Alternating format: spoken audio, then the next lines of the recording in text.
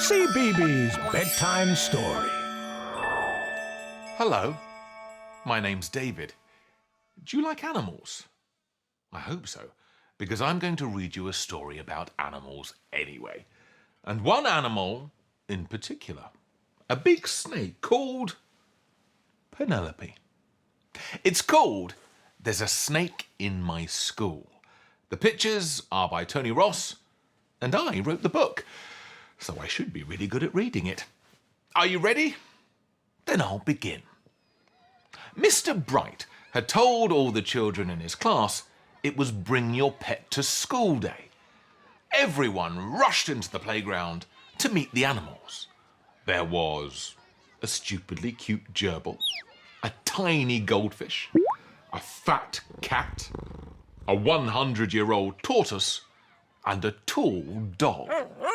Last to arrive, as usual, was a little girl called Miranda.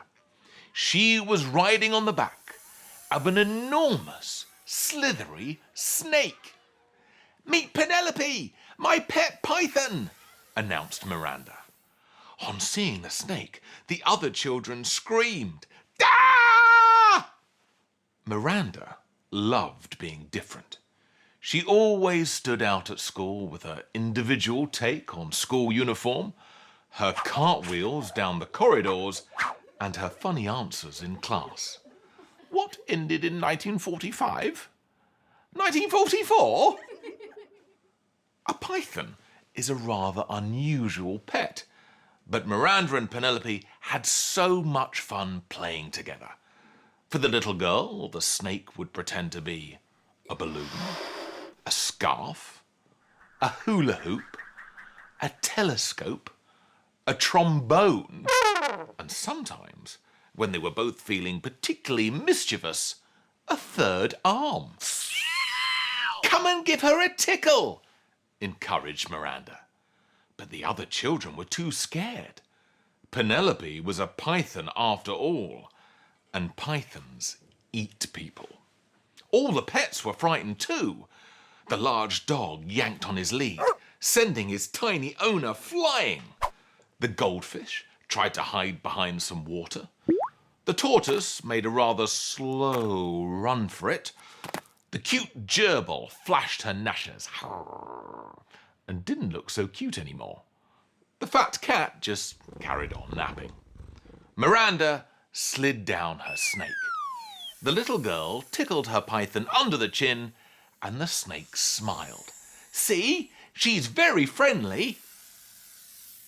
Soon, everyone was gathered around to marvel at Penelope.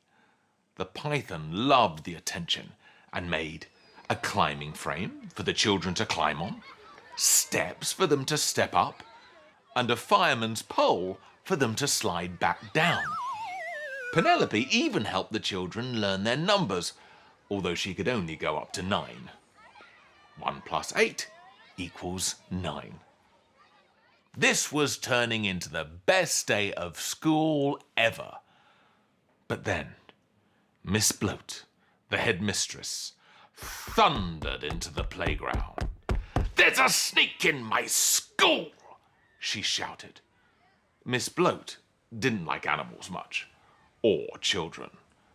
It's Bring Your Pet to School Day," spluttered Mr. Bright. "And Penelope is my pet," said Miranda. "Miranda, I should have known you would have to be different. A snake is not a pet, it's a menace," snapped Miss Bloat. "Mr. Bright, all these filthy beasts are confiscated." All the girls and boys shouted, "No!" as the headmistress stuffed their pets into the lost property cupboard. Except for Penelope the snake. Miss Bloat had other ideas for her. "This disgusting thing is coming with me," bellowed the headmistress. With that, she dragged the poor python along the corridor to her office.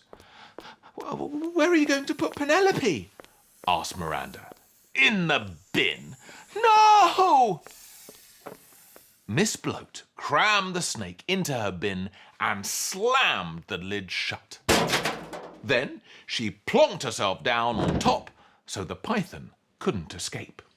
The bin rattled and rattled, but Penelope was trapped. "A snake in my school indeed! Get back to your lesson!" Downstairs in the classroom, tears rolled down Miranda's cheeks. All the children were sad to have had their pets taken away, but no one was sadder than Miranda. The little girl feared she would never see Penelope again. At the end of the day, Miranda dashed upstairs to Miss Bloat's office to try to make her change her mind. Knock, knock. There was no answer. So slowly, Miranda pushed open the door, only to see Penelope sitting in the headmistress's chair. Miranda ran towards her pet and gave her a humongous hug. Miss Bloat was nowhere to be seen. So the girl grabbed the key on the desk, ran to the lost property cupboard as fast as she could, and unlocked it. The animals were overjoyed to be set free. Then Miranda and all the pets slid down Penelope's back into the playground. Whoosh! The children shouted, "Hooray!" Penelope entertained everybody again. She made a seesaw for them to seesaw on, a swing for them to swing on, a wheel for them to roll in, and a skipping rope to skip with. Penelope even helped some of the younger children with the alphabet, although it was hard to do an X. As for Miss Bloat, she had completely disappeared. So Mr. Bright was made headmaster. Now the children were allowed to bring in all their favourite animals whenever they wanted. The school became home to every sort of fantastic creature. An ostrich, a giraffe, a tiger, a gorilla, an elephant, a kangaroo, a crocodile, a grizzly bear, and even a colony of penguins. But the star attraction was always Penelope. Though Miranda had noticed there was something different about her python. There was a bulge. A big bulge in the snake's tummy. A bulge in the shape of Miss Bloat. And Miss Bloat still lives inside Penelope to this day. But don't worry, she's got used to it. I think the school sounds much more fun now Mr. Bright is headmaster, don't you? I'll be back soon for another bedtime story. But until then, I hope you have delightful dreams about all sorts of animals. Night-night.